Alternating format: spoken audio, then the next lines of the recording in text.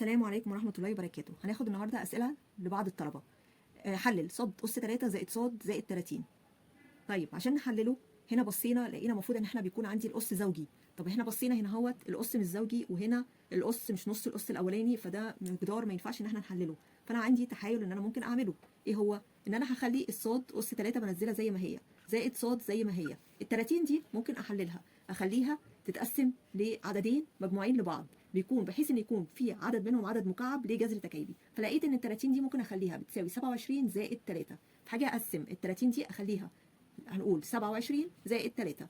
يبقى 27 زائد 3 ده بيدي ال 30. يبقى انا كده ما غيرتش حاجه في المقدار اللي عندي، بس عملت ايه؟ ان انا كده ممكن اعمل تحليل بالتقسيم. هنقسم ال 30 دي لعددين مجموعين لبعض، نخليها 27 و3. ليه 27؟ لان 27 ده عدد مكعب له جذر تكعيبي، وبعدين الثلاثه. فانا كده ممكن هيبقى عندي تحليل بالتقسيم، اخد ال 27 مع الصاد اس 3 في قوس مع بعض، يعني اخلي الصاد اس 3 زائد 27 في قوس مع بعض. ليه؟ لان ده دلوقتي عدد مكعب وده عدد مكعب، يبقى كده عندي مجموعه مكعبين اقدر احلله، زائد قوس تاني هاخد الصاد مع الثلاثه زائد القوس صاد زائد 3. يبقى الفكره ان انا اقسم هنا ال 30 ل 27 زائد 3. بعد كده احلل عادي، بقى عندي مجموع مكعبين. بيتحلل ازاي؟ لقوس صغير وقوس كبير. قوس صغير مضروب في قوس الكبير. القوس الصغير كنا بنجيبه ازاي؟ الجذر التكعيبي للاول صاد اس 3 جذرها التكعيبي صاد، الجذر التكعيبي لل 27 3، ونفس الاشاره النص بتنزل. طيب القوس الكبير من القوس الصغير كنا بجيب مربع الاول اللي هو صاد اس 2 زائد مربع الثاني 3 اس 2 يعني موجب 9، وبعدين الاول في الثاني صاد في 3 يعني 3 صاد مع تغيير الاشاره كانت موجب بقت سالب، يبقى 3 صاد الاول في الثاني 3 صاد مع تغيير الاشاره كانت موجب اتغيرت بقت سالب، بعدين زائد القوس اللي عندي اللي هو صاد زائد 3. طيب بصينا لقينا هنا في صاد زائد 3 وهنا صاد زائد 3، بين الحد ده والحد ده في صاد زائد 3، يبقى هاخد صاد زائد 3 عامل مشترك من الحد ده والحد ده، يبقى هيساوي صاد زائد 3 عامل مشترك. وبعدين نقسم، نكتب اللي فاضل من الحد الاولاني، اللي فاضل من الحد الاولاني اللي هو قوس الكبير صاد اس 2 ناقص 3 صاد زائد 9، وبعدين زائد تنزل صاد زائد 3 راحت مع صاد زائد 3 هيفضل 1، بعدين نقفل القوس، بعدين نجمع الحدود المتشابهه مع بعض، هيفضل القوس صاد زائد 3 اللي هو كان العامل المشترك، وبعدين صاد اس 2 ملهاش حد مشترك تاني ناقص 3 صاد مفيش ليها شبه، وبعدين موجب 9 مع موجب 1 نفس الاشاره اللي هي موجب، ونجمع 9 و1 بيساوي 10. يبقى كده دي تحليلها في ابسط صوره.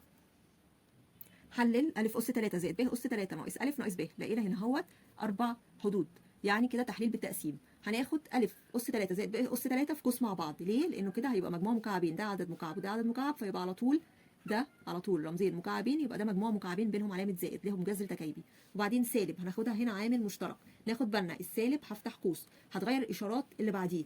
هنا سالب أ كانت بالسالب هتبقى موجب أ جوه القوس لان انا واخده السالب عامل مشترك، هنا كانت سالب ب هتتغير هتبقى موجب ب، يبقى انا خدت السالب عامل مشترك غيرت الاشارات اللي بعديه في القوس. بعد كده هنحلل أ أس 3 زائد ب أس 3 ده مجموع مكعبين هيتحلل لقوس صغير مضروب في قوس كبير. القوس الصغير الجذر التكعيبي أ أس 3 هيبقى أ، الجذر التكعيبي ب أس 3 ب، واشاره النص اللي هي موجب هتنزل. بعد كده القوس الكبير من القوس الصغير، مربع الاول هيبقى أ أس 2 زائد مربع الثاني هيبقى ب أس 2، الاول في الثاني أ ب مع تغيير الاشاره كانت موجب بقت سالب، وبعد كده ناقص قوس أ زائد ب. بعد كده لقيت هنا أ زائد ب وهنا أ زائد ب، يبقى هناخدها عامل مشترك، ده من الحد الاولاني وده من الحد الثاني، يبقى هنكتب القوس أ زائد ب عامل مشترك، وبعدين نفتح قوس ونقسم ايه اللي فاضل من الحد الاولاني هو أ أس 2 ناقص أ ب زائد ب أس 2 ناقص بتنزل أ زائد ب راحت مع أ زائد ب، ايه اللي فاضل منها هيبقى 1. الحد لازم يبقى المقدار، انا عندي المقدار مكون من حدين، يبقى عند الحد الثاني لازم بخلي مكانه هنا 1، أ زائد ب على أ زائد ب فيها الواحد. طيب في حدود متشابهه مع بعض؟ لا مفيش حدود متشابهه مع بعض، يبقى خلصت المساله على كده أ زائد ب في قوس أ أس 2 ناقص أ ب زائد ب أس 2 ناقص 1. اتمنى اكون افدتكم، والسلام عليكم ورحمه الله وبركاته.